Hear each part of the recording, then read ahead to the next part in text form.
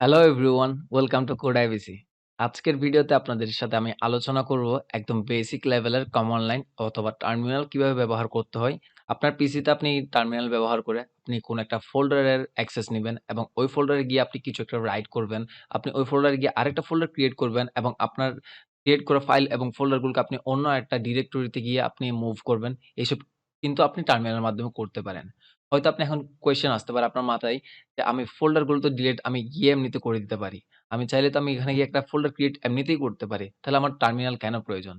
Of course প্রয়োজন কারণ হচ্ছে আপনি সিনিয়র লেভেলে চলে যাবেন কোনো একটা কাজ করতে তখন আপনার কিন্তু কমান্ড লাইন ছাড়া কাজ করা পসিবল না। যেমন আপনি যখন কোনো একটা বড় প্রজেক্টে কাজ করবেন সফটওয়্যার ইঞ্জিনিয়ারিং এ তখন নিশ্চয়ই আপনার কমান্ড লাইন ব্যবহার করে সব কাজ করতে হবে। তো আজকের ভিডিওর উদ্দেশ্য হচ্ছে আপনাদেরকে একদম বেসিক জিনিসটুকু বুঝিয়ে দেওয়া। তাহলে আপনি যাতে একদম কাজ করতে স্বাচ্ছন্দ্য বোধ করেন।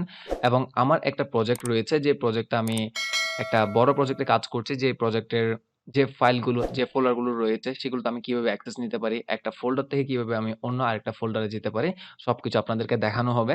তো ১ম এ আমি প্রজেক্টে যাব না। কারণ হচ্ছে আমি প্রজেক্টে যাওয়ার আগে আপনাদেরকে বুঝানোর ট্রাই করব। কিভাবে আমি একদম বেসিক কাজগুলো করি এবং আপনি কিভাবে করতে পারেন সেটা তারপর হচ্ছে আমরা ওই প্রজেক্টে চলে যাব। তাহলে চলুন আমরা বেসিক কাজটুকু শিখে নেই। এবার আমরা আমাদের বেসিক কাজটুকু করে নিব। যেমন আমি এখানে একটা রাইট বাটন ক্লিক করে আমার এখানে নিউ নামে যে অপশনটা আছে সেটাতে হোভার করব। হোভার করার পর এখানে ফোল্ডার নামে যে অপশনটা আছে সেটাতে ক্লিক করব। তাহলে আমার একটা ফোল্ডার ক্রিয়েট হলো এবং এই ফোল্ডারটার আমি যে কোনো নাম দিতে পারি।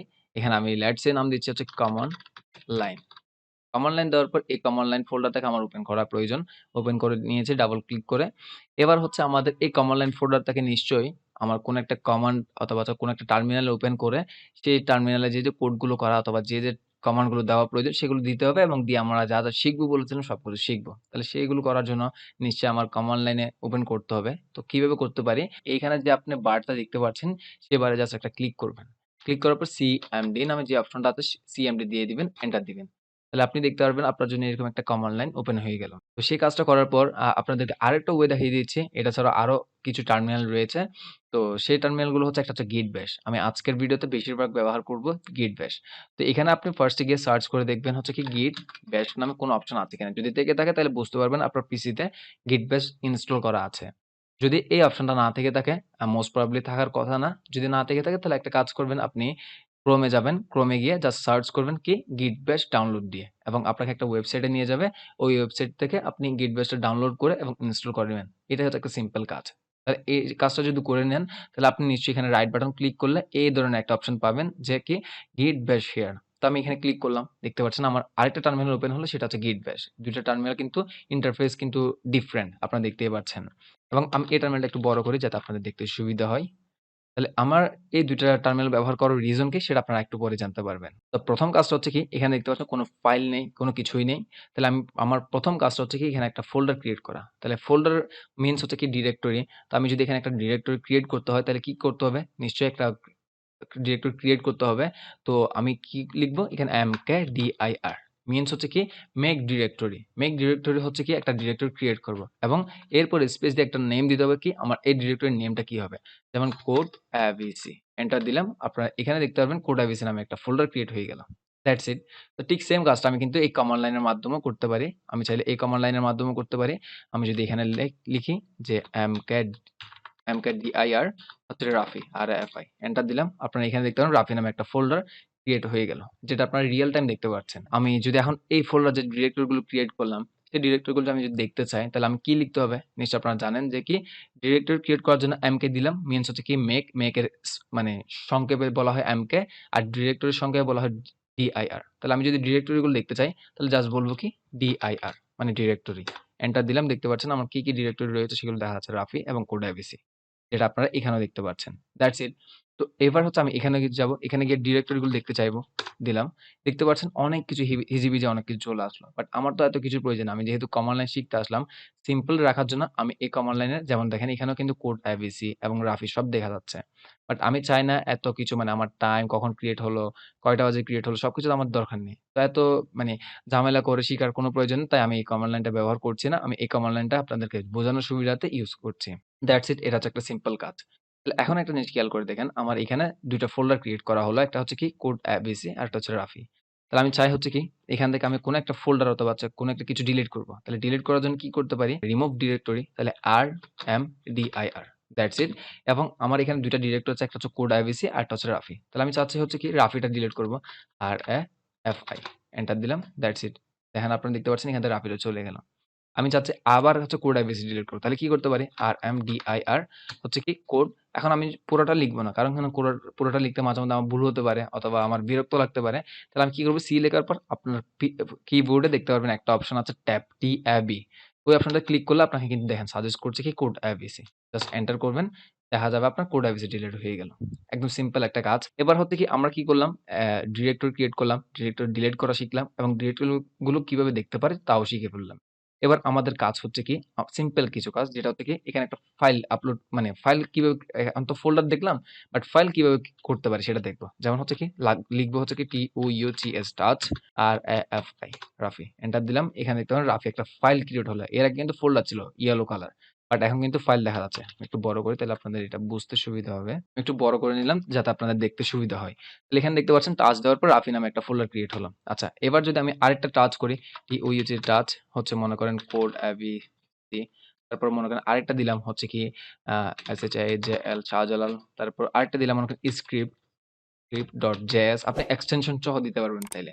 আচ্ছা, আরেকটা দিই হচ্ছে কি text.txt, এটা তো এক্সটেনশন দিয়ে দিচ্ছে। তাহলে আমি যদি এন্টার দিই সব কিন্তু ফাইল ক্রিয়েট হবে। যেমন এটা হচ্ছে একটা ফাইল, এটাও একটা ফাইল হবে, এটা একটা ফাইল হবে, যেমন হচ্ছে এটা এক্সটেনশন সহ js একটা ফাইল হবে আর এটা হচ্ছে txt। তাহলে আমি যদি এখন এন্টার দেই, আপনারা দেখতে পাচ্ছেন সব ক্রিয়েট হয়ে গেল। যেমন হচ্ছে স্ক্রিপ্ট ড্যাশ, তো এটা ড্যাশ ফাইল এক্সটেনশন সহ রেডি হলো। এখানে যেমন দেখতে পাচ্ছেন Shahjalal file, Rafi file, code IBC file এবং ট্যাক্স, এটা হচ্ছে একটা ট্যাক্স ফোল্ডার। যেমন আমি এখানে টিএক্সটি এক্সটেনশন দিয়ে দিয়েছি তাই। দ্যাটস ইট, একদম সিম্পল একটা কাজ। এবার আমি চাচ্ছি কি এখান থেকে কোনো একটা ফাইল ডিলিট করব। তাহলে সেটা কি করতে পারি? আরএম ডিরেক্ট, জাস্ট আরএম দেওয়ার পর আমি লিখবো হচ্ছে কি script.js, এন্টার দিলাম। এখান থেকে দেখতে পাবেন script.js চলে গেল, ডিলিট হয়ে গেল। এরপর হচ্ছে আরেকটা কাজ করতে পারি। চাইলে আমরা এখান থেকে রিমুভ ডিরেক্টরি তো করলাম। এখন মনে করেন আমি চাচ্ছি কি রিমুভ হচ্ছে কি সব ডিলিট করে দিতে চাচ্ছি। তাহলে আমি কি করতে পারি? স্টার্ট দিলাম। দেখতে পাচ্ছেন সব ডিলিট হয়ে গেল। স্টার মিনস হচ্ছে সব। স্টার মিনস হচ্ছে সব, তাই সব ডিলিট হয়ে গেল। একদম সিম্পল কাজ। এবার আরেকটা কাজ করতে পারি যে আমি এইখান থেকে চাইলে আমার এই কমান্ড লাইনটা দেখেন অনেকগুলো কমান্ড লাইন দেওয়া হয়ে গেল।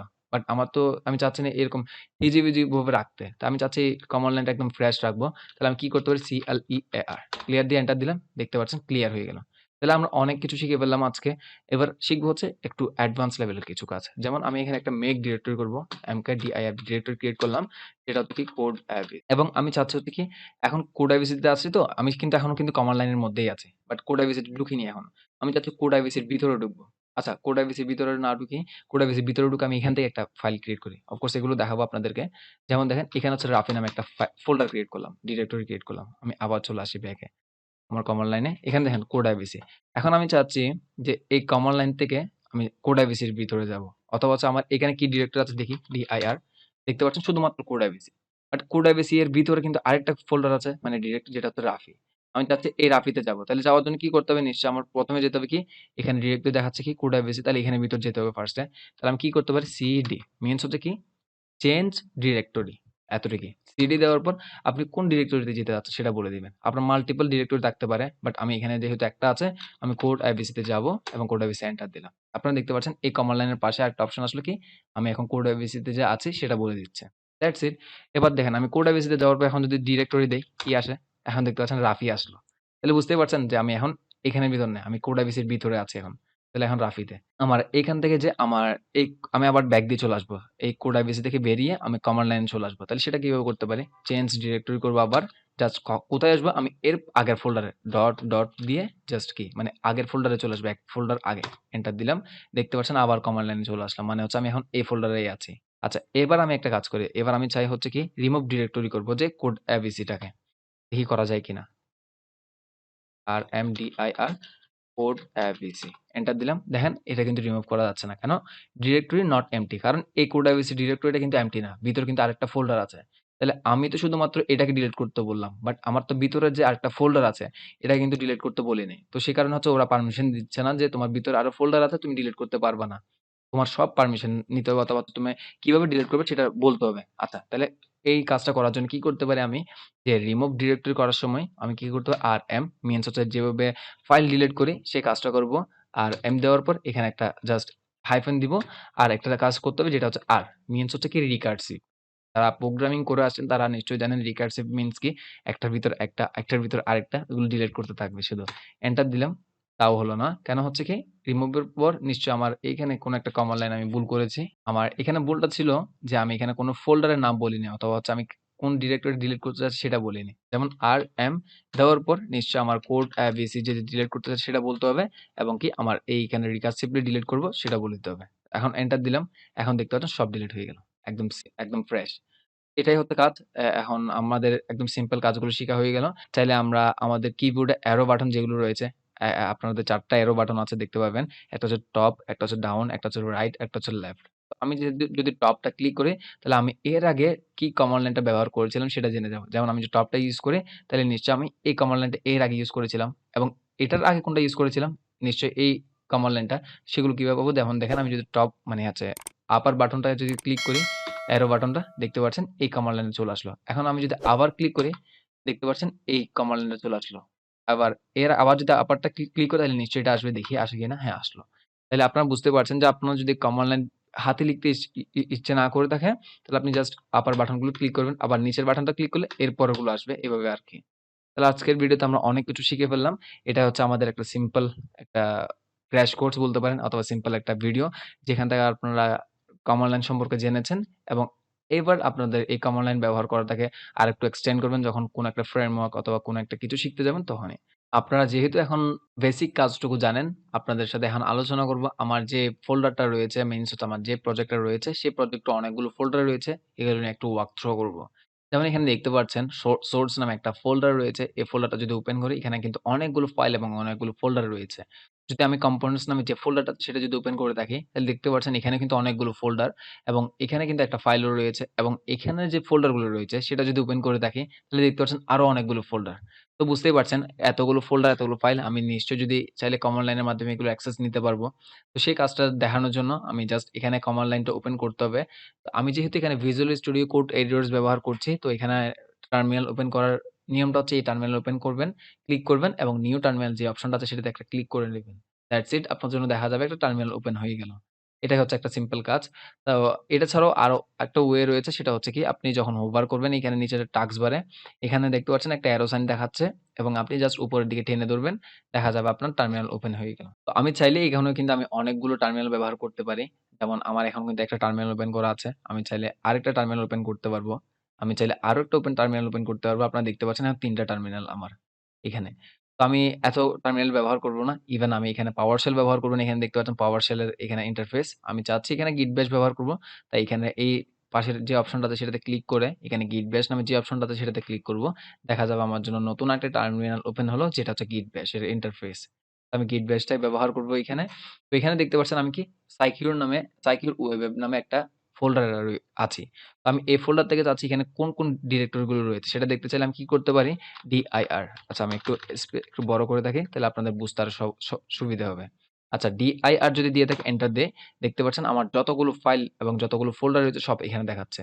মিনস হচ্ছে কি? যেমন দেখেন বিল্ড, নোট মডিউলস, প্যাকেজ, তারপর সোর্স সবকিছু রয়েছে এখানে দেখতে পাচ্ছেন। তো আমি চাচ্ছি কি এখানে আমি এখন আছি কোথায়? সাইকিউর ওয়েব এর মধ্যে। তো আমি চাচ্ছি কি এখন সোর্স নামে যে ফোল্ডারটা আছে এখানের মধ্যে ঢুকবো এবং এই ফোল্ডার গুলো দেখতে পাই কিনা সেটা দেখব। আর ইভেন এখানেও দেখা যাচ্ছে কিন্তু সোর্স নামে একটা ফোল্ডার আছে। তাহলে এখানে যেতে হলে কি করতে হবে?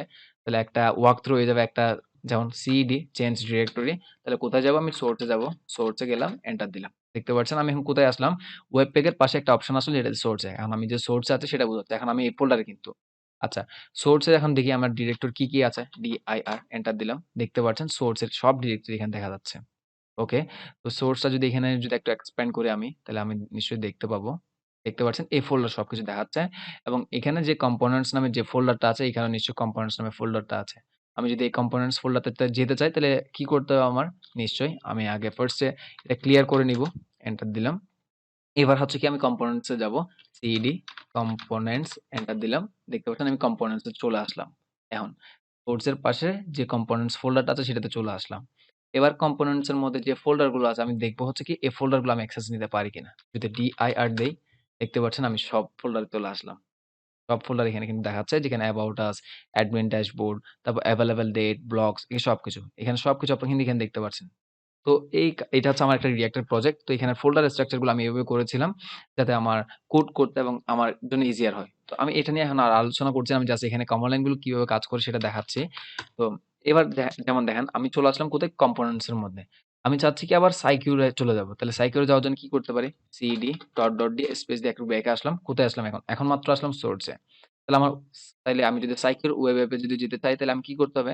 সিডি ডট দিয়ে আমি আবার ব্যাক দিয়ে আবার আসতে হবে। এখন কিন্তু আমার মেইন রুট ফোল্ডার যেটাতে ছিলাম আগে সেখানে চলে আসলাম। That's it. বাট দেখেন আমার কিন্তু ২ বার কমান্ড লাইন দিতে হলো ডট দিয়ে। এই কাজটা আমরা একটু সংক্ষেপে করতে পারি। আমরা একটু সিম্পল করতে পারি। যেমন সিডি দিয়ে আমি যদি আবার যাই, কোথায় যাব? মনে করেন আমি আবার সোর্স এ যাব। তাহলে সোর্স এ যাওয়ার জন্য কি করতে পারি? সোর্স এ যাওয়ার জন্য এসআরসি দিলাম। সো আমি আবার দেখেন কম্পোনেন্টস এ যাব কিন্তু। তাহলে আমি এন্টার দিয়ে দিচ্ছি না। আমি চাচ্ছি কি কম্পোনেন্টস এ যাওয়ার জন্য কম্পোনেন্টস লিখলাম। এই তো কম্পোনেন্টস এ যাওয়ার পর যদি এন্টার দেই, দেখতে পাচ্ছেন আমি ডিরেক্টলি এখন কম্পোনেন্টস এ চলে আসতে বললাম। তাহলে একটু অ্যাডভান্স লেভেল কাজও শিখে ফেললাম। এবার চাচ্ছি কি আমি আবার সাইকেলে চলে যাবো মানে ব্যাক করে ২ টা ফোল্ডার নিচে চলে আসবো। তাহলে সেটা কিন্তু আমি এরকম ২ বার কমান্ড দিয়ে কাজটুকু করব না। আমি এবার করব একসাথে। তাও কিভাবে? সিডি ডট দিয়ে আবার একটা ফরওয়ার্ড স্ল্যাশ দিব। আমি আরেকটা ফোল্ডার বাইরে যাবো সেটা দিলাম। এবার দেখতে পাচ্ছেন আমি কিন্তু আমার রুট ফোল্ডারটাতে চলে আসলাম। তো আশা করি আপনারা একদম বেসিক কাজটুকু এখন বুঝে গিয়েছেন। তো এভাবে হচ্ছে আমরা কাজগুলো করে থাকি। এখানে আরো অ্যাডভান্স লেভেলে কাজ করা যায়। আমি চাচ্ছি না এই মানে সিম্পল মানে একদম বেসিক কাজ শিখাতে গিয়ে যদি অ্যাডভান্স করে ফেলি তাহলে আপনাদের এটার প্রতি একটা অনীহা চলে আসবে। আমি চাই না অনীহা চলে আসুক। তো সবাই ভালোভাবে শিখুন এটাই চাই। এবং আপনারা যদি চান আরো অ্যাডভান্স লেভেলের কোনো টিউটোরিয়াল শুধুমাত্র কমান্ড লাইন বলে না মানে প্রোগ্রামিং রিলেটেড যেকোনো কিছু আ অফ কোর্স আমি যেহেতু ওয়েবে কাজ করি তাহলে ওয়েব রিলেটেড হলে আমার জন্য খুবই ভালো হয়। তাহলে আপনাদের সাথে নিশ্চয়ই নেক্সট কোনো একটা ভিডিওতে দেখা হবে। আপনাদের রিকমেন্ডেশন অনুযায়ী ভিডিওগুলো ক্রিয়েট করার ট্রাই করব। ততক্ষণ ভালো থাকবেন, সুস্থ থাকবেন। আসসালামু আলাইকুম।